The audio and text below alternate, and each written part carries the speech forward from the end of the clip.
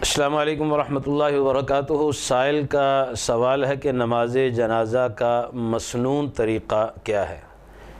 بسم اللہ والصلاۃ والسلام علی رسول اللہ۔ نماز جنازہ میں 4 تکبیرات ہوتی ہیں، اور یہ بات اچھی طرح سمجھ لیں کہ آپ صلی اللہ علیہ وسلم کی احادیث کا بغور مطالعہ کرنے سے یہ بات سمجھ آتی ہے کہ سری نماز جنازہ یہ افضل ہے، یہ نبی صلی اللہ علیہ وسلم سے مروی ہے۔ اگرچہ جہری بھی پڑھا جا سکتا ہے، لیکن افضل ترین جو ہے وہ یہ ہے کہ سری نماز جنازہ پڑھا جائے۔ یہ جہری ہم اس لیے پڑھتے ہیں تاکہ وہ لوگ جو پیچھے کھڑے ہیں، اور انتہائی معذرت کے ساتھ اور افسوس کے ساتھ کہنا پڑتا ہے کہ اکثریت ایسی ہوتی ہے جنہیں نہ تو نماز جنازہ کا طریقہ آتا ہوتا ہے اور نہ ہی انہیں وہ دعائیں آتی ہیں جو نماز جنازہ میں میت کی مغفرت کے لیے پڑھی جاتی ہیں۔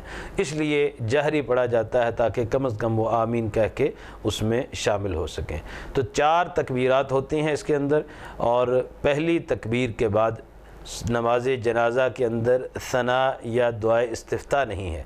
اعوذ باللہ من الشیطان الرجیم، اور اس کے بعد سورہ فاتحہ، سورۃ فاتحہ کے بعد قرآن کریم کی کوئی سورت یا کہیں سے بھی کوئی آیات۔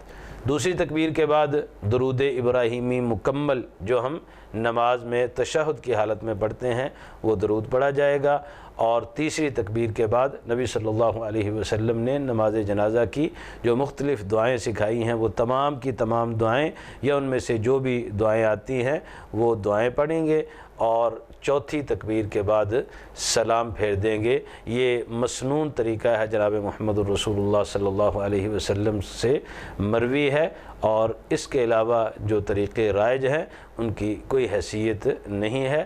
مسنون طریقے کو اختیار کرنا چاہیے۔ والسلام علیکم ورحمۃ اللہ وبرکاتہ۔